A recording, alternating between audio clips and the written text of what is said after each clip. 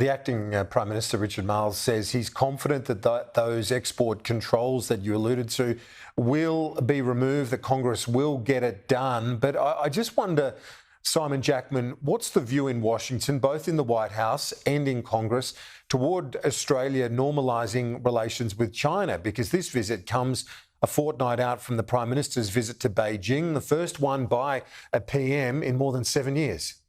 Yeah, the timing was auspicious, wasn't it? I think that might have been the Chinese Ministry of Foreign Affairs looking to get in there and cast a little bit of a shadow or a little bit of a counter-narrative around Albanese's visit to Washington. Look, for one thing that Australia, I think, has done very well in Washington, Kieran, and that is to educate the United States about the nature of our relationship with China.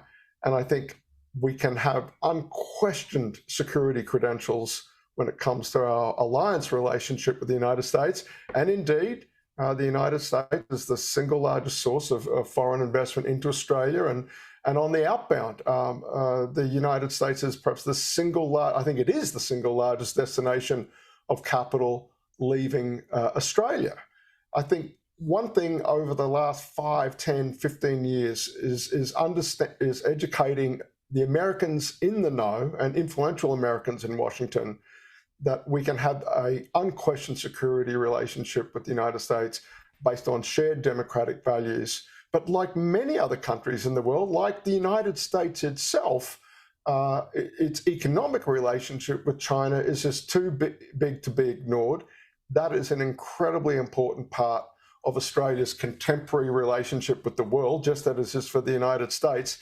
But Australia is sufficiently an ally of substance that the United States can be confident that when it comes to China, when it comes to the United States, Australia can walk and chew gum at the same time. I think some of the things Australia's done over the last 5 years leave the United States incredibly reassured about our credentials, our commitment, our capability as an alliance partner. And I think leaves things in a good place for Australia to begin to perhaps rebalance, renormalize, rejig some of those aspects of our economic relationship with China. Almost out of time, but just quickly, how do the optics go of a state dinner like that at the White House with the president at a time of this conflict erupting in the Middle East? Yeah, Kieran, look, there are many ways to dial up or dial down the light entertainment part of a state dinner.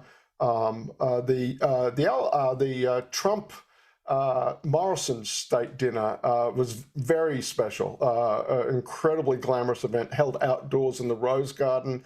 I think, it won't be something like that level of glamour and glitz, if you will. There are ways to sort of hold a state dinner that are much more buttoned down and much more somber. And I think a nod to the sort of the testing times that the United States and the world is looking at right now with conflicts in Ukraine. And now and Biden determined that the US put aid on the table for Israel as well. I think there are many ways to stage a state dinner such that, yes, you'll recognise that Hollywood and Australians in Hollywood and all the rest of it, our sports stars and whatnot, are incredibly big elements of how the US imagines Australia. But you can dial up and dial down those elements appropriately. And I think this state dinner will be a little more dialed down, perhaps a slightly more sombre affair than, say, some of the other visits by Australian prime ministers and state dinners in particular in recent visits. Professor Jackman, appreciate your insights as always. Thanks. Thank you, Kieran.